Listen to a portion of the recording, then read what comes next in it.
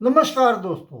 कल रायपुर में दूसरा T20 इंटरनेशनल भारत और न्यूजीलैंड के बीच खेला जाएगा। भारत की 1-0 की बढ़त है इस वक्त सीरीज में और 5 मैचों की यह सीरीज है। अब सोचने वाली बात यह है कि भारत की बढ़त को देखकर दर्शक अति उत्साहित जरूर हुए होंगे, लेकिन न्यूजीलैंड भी एक बेहद खतरनाक टीम है और उनकी जो लड़ने की क्षमता है, उनके पास कोई बड़ा नाम नहीं है, जैसे विराट कोहली, रोहित शर्मा, ऐसे नाम नहीं है, लेकिन उनके पास जितनी भी काबिलियत है उसका दोहन करना उन्हें पूरी तरीके से आता है। अब जैसे भारत के पास ट्रम्प कार्ड बॉलिंग में है वरुण चक्रवर्ती, उसी तरीके से न्यूजीलैंड के पास भी जैकब डफी है। 2024 विश्व कप के बाद इन दोनों बॉलरों का बॉलिंग का जो एनालिसिस है सबसे अच्छा है। अब जहां तक भारत की बल्लेबाजी का सवाल है, न्यूजीलैंड पहला मैच आसानी से 48 रन से हार गया। वो इसलिए हार गया क्योंकि अभिषेक शर्मा ने टॉप से 84 रन की धुआंधार पारी खेली थी। 35 बॉलों पर 8 छक्के लगाए थे। अब सवाल ये उठता है कि भारतीय चाहते हैं कि अभिषेक शर्मा हर मैच में ऐसा प्रदर्शन करे, लेकिन ये बात पक्की है ऐसा प्रदर्शन हर मैच में कोई भी प्लेयर नहीं कर सकता। अब जहां तक 237 या 38 रन बनाने का सवाल है, अभिषेक शर्मा, संजू सैमसन और ईशान किशन, मतलब 3 टॉप के बल्लेबाजों में से एक बल्लेबाज अगर धड़ाकेदार पारी नहीं खेलता, 70-80 का स्कोर नहीं खड़ा करता, तो ये इतना टारगेट बना पाना मुश्किल होता है। जहां तक टॉस का सवाल है, वो ज़्यादातर ठन गोपाल ही है इनका। अब पहले बैटिंग करते हुए मान लिया किसी दिन अभिषेक शर्मा ना चले, तो उस दिन हाथ खड़ा करना पड़ेगा संजू सैमसन को और ईशान किशन को। हालांकि मैं ईशान किशन की फेवर में नहीं हूँ, मैं चाहता हूँ श्रेयस अय्यर को टीम में खिलाया जाए, लेकिन क्योंकि एक मैच उनको खिला लिया है तो अब बीसीसीआई उनको बैक जरूर करेगी, कम से कम 2 मैच छोड़ देगी। तो इन 3 बल्लेबाजों के ऊपर भारत का, मान लिया पहले बैटिंग करते हैं, तो स्कोर जो ये टोटल बनाएंगे उस पर निर्भर करता है। सूर्य कुमार यादव भी पिछले मैच में अच्छा खेले थे, लेकिन ये 30-35 के स्कोर से काम नहीं चलता।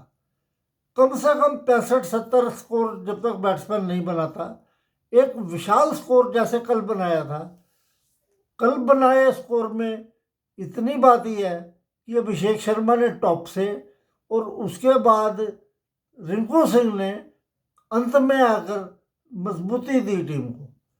ऐसी मजबूती देने के लिए हमारे बल्लेबाजों का प्रदर्शन, जैसे हार्दिक पांड्या पिछले मैच में 25 बनाया था, सूर्य कुमार यादव ने 32-33 रन बनाए थे, कुछ अच्छे लग रहे थे वो, लेकिन ये इतने स्कोर से बात बनेगी नहीं।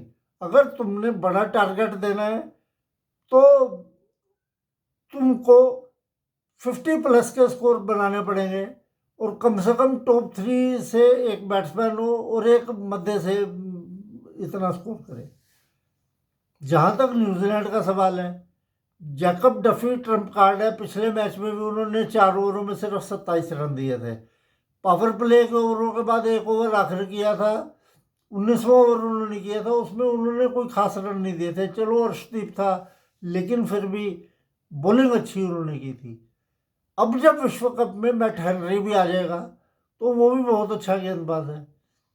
अब भारत की चिंता जहां तक है, वरुण चक्रवर्ती ठीक ठाक है, अर्शदीप अच्छा है, जसप्रीत बुमराह का जो बॉलिंग में डिप आया है ना, इकोनॉमी उनकी अभी भी ठीक ठाक ही है, वो ज़्यादा रन नहीं खाते, लेकिन जो विकेट टेकिंग एबिलिटी है जसप्रीत बुमराह की, वो कहीं ना कहीं गड़बड़ घोटाला लगता नजर आ रहा है।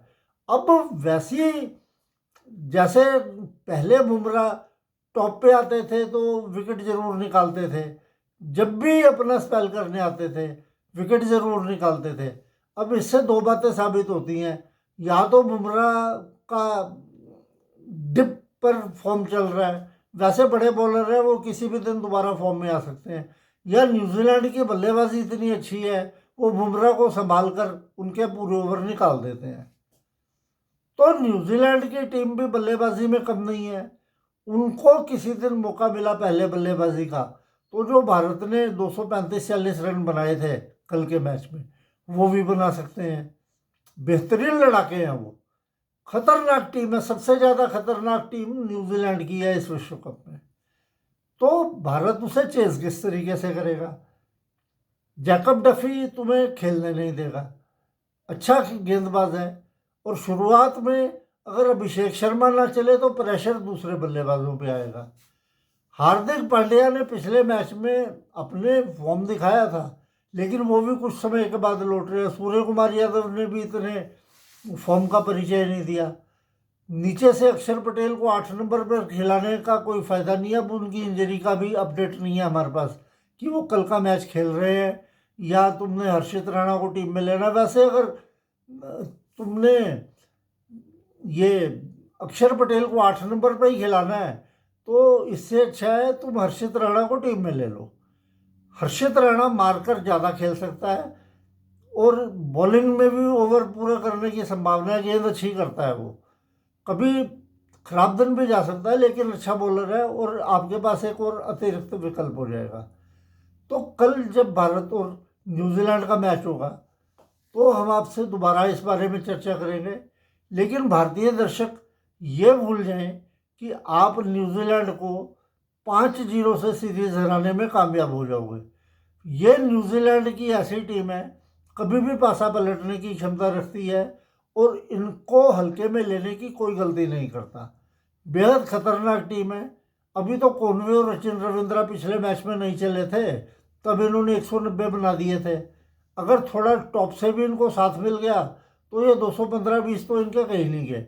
और अटैक इनका भी अच्छा है, बॉलिंग का नया लड़का आया है जेमिसन भी अच्छा बॉलर है, जैकब डफी है इनके पास, क्रिश्चियन क्लार्क अच्छी गेंदबाजी कर रहा है। तो मैं समझता हूँ कि यह सीरीज बहुत रोमांचक होगी और भारतीय दर्शक हार जीत की चिंता अगर नहीं करेंगे, अगर ये हार जीत की चिंता नहीं करेंगे तो बेहद शानदार सीरीज होने जा रही है।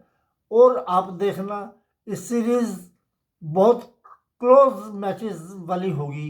पिछला मैच एक हो गया जिसमें 48 रन से भारत जीत गया, ऐसी जीत किसी भी टीम को दोनों में से नसीब नहीं होगी और कांटे का मुकाबला इस सीरीज में देखने को मिलेगा।